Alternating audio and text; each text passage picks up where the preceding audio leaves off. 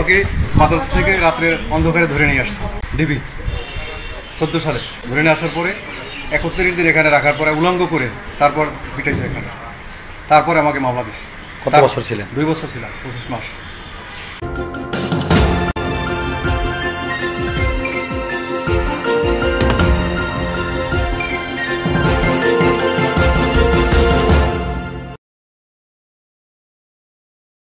এখানে এত পরিমাণ ওরা নির্যাতন করছে আলেমদেরকে, উলঙ্গ করে নগ্ন মেয়েদেরকে আইনে আমাদের সামনে দিয়েছে, ওদের সাথে জেনা করে,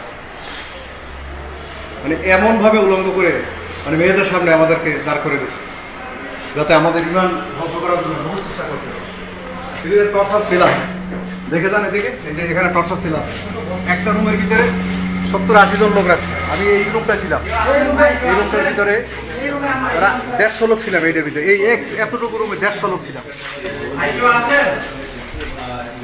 দেখতেই পাচ্ছেন এটা মেয়েদেরকে রাখা হয়েছে, এটা মহিলাদেরকে রাখা হয়েছে, দেখতেই পাচ্ছেন এই ডিবি কার্যালয়ের সেল।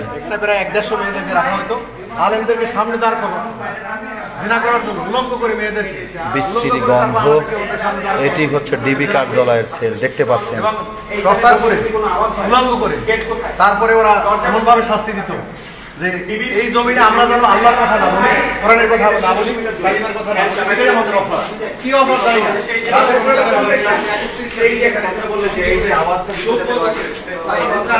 এই ভিতরে কেউ থাকলে সাড়া দেন।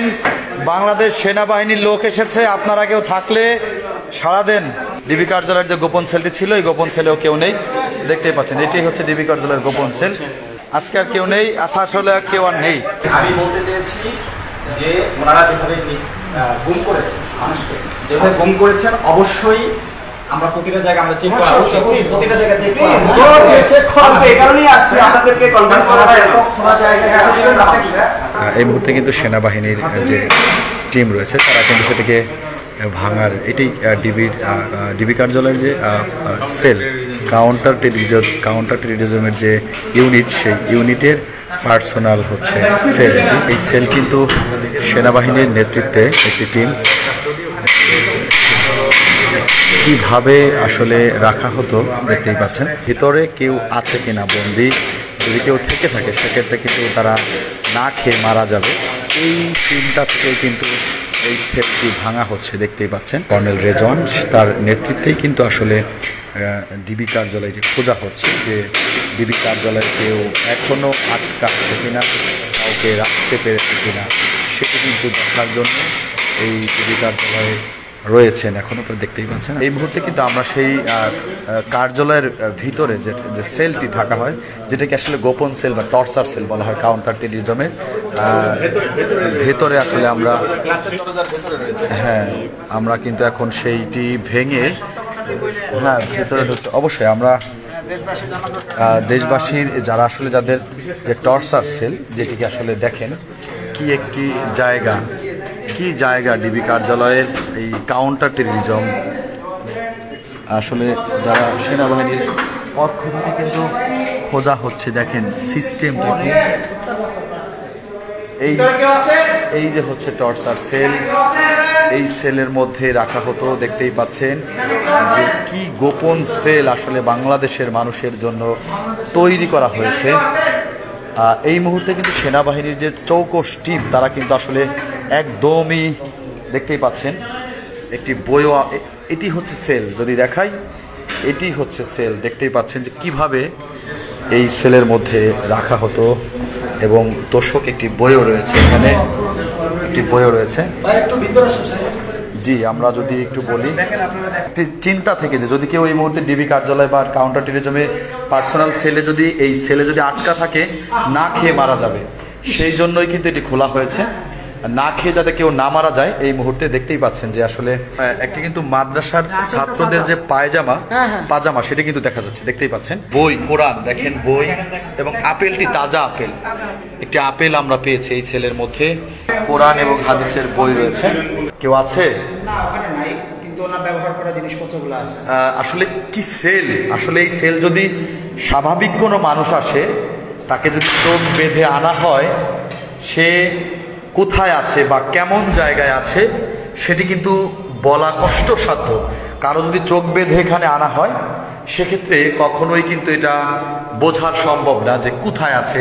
আপনাদেরকে দেখানোর চেষ্টা করছি যে সেলগুলো, কাউন্টার টেররিজমের যে সেলগুলা, তবে এই সেলের মধ্যে কাউকে রাখা হয়েছিল কিনা সেটি কিন্তু সম্ভব, মানে আমাদের যারা হেফাজত ইসলামের নেতাকর্মী রয়েছেন তাদের চিন্তা ছিল যদি কেউ থেকে যায় সেক্ষেত্রে কিন্তু না খেয়ে মারা যাবে। সেই চিন্তা থেকে কিন্তু চৌকস টিমরা কিন্তু আসলে এখানে নেতৃত্ব দিচ্ছেন এবং আপনারা দেখতেই পাচ্ছেন যে বাংলাদেশ সেনাবাহিনীর লেফটেন্যান্ট কর্নেল রেজওয়ানের নেতৃত্বে এই টিমটি কিন্তু আসলে এখানে এসেছে এবং এই সেল থেকে কোনো মানুষ বের হওয়া বা শব্দ শোনা বা কোনোভাবে মানে কি এটা আসলে কষ্টসাধ্য। যে জায়গাটি দেখলাম এই জায়গাটা নিজের চোখে দেখে নিজেরই কষ্ট লাগতেছে যে কেমন জায়গায় মানুষকে এনে আটকে রাখা হতো। দেখতেই পাচ্ছেন এই যে এটি হচ্ছে ডিবি কার্যালয়ের সেল। এটি শুধুমাত্র এটি বাংলাদেশ সেনাবাহিনীর কে দিয়েই সম্ভব। তালা ভেঙে কিন্তু দেখানোর চেষ্টা করছে এবং আমাদের গণমাধ্যম কর্মীদের সুযোগ করে দিয়েছে যে যাতে আমরা নিজ চোখে দেখে যাই যে এখানে কেউ আছে কিনা। এখানে কিন্তু সিসি ক্যামেরাও রয়েছে, উপরের দিকে সিসি ক্যামেরাও রয়েছে এবং এখানে কিন্তু একটি মাদ্রাসার একজন ছাত্ররও কিন্তু যে কি বলে এটাকে পায়জামা বলে আসলে পরনের পোশাক, সেটিও কিন্তু দেখা যাচ্ছে। তবে যে আশঙ্কা করা হয়েছিল ভিতরে কেউ আছে কিনা সেটি কিন্তু আমরা দেখতে পাইনি।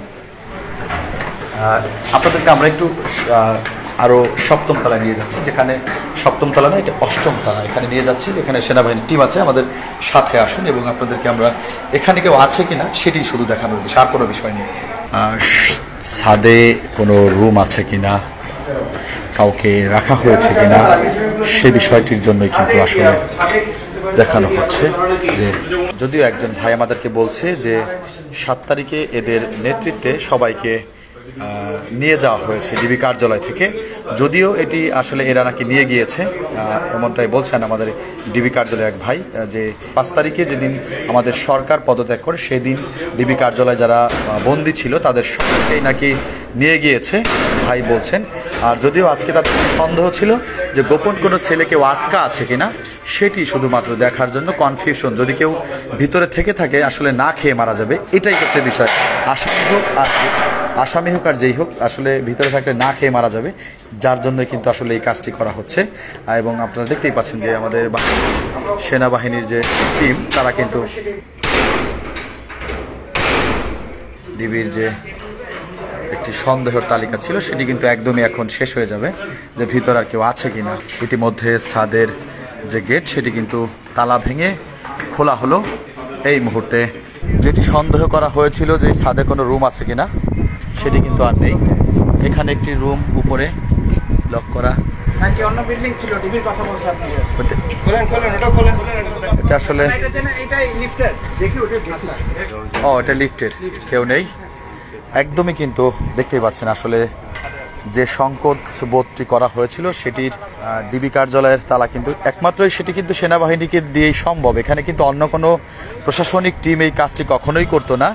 যদি এই মুহূর্তে দেশ কিন্তু দেশের, আপনারা জানেন যে সরকারের পদত্যাগের পর দেশের দায়িত্ব রয়েছেন সেনাবাহিনী, বাংলাদেশ সেনাবাহিনী, যাদের প্রতি মানুষের আস্থা বা ভরসা, বাংলাদেশের মানুষের কিন্তু সর্বশেষ আস্থা এবং ভরসা হচ্ছে সেনাবাহিনী। আমরা একদমই কাউন্টার টেররিজমের ছাদ থেকে আপনাদের দেখানোর চেষ্টা করছি যে দেখতেই পাচ্ছেন তাদের যে একটি চিন্তা ভয় ছিল যে ভিতরে কেউ আটকা আছেন কিনা, কেউ আটকা থাকলে না খেয়ে মারা যাবে, সেই জন্যই কিন্তু আসলে এই জায়গা এসে সেনাবাহিনীর নেতৃত্বে কিন্তু একদমই পঙ্খরে একদমই চিরুনি অভিযান করা হয়েছে কোনো মানুষ আছে কিনা, কেউ ভিতরে বন্দী আছে কিনা এটি দেখার জন্য কিন্তু। তবে কাউকে কিন্তু পাওয়া যায়নি ভিতরে।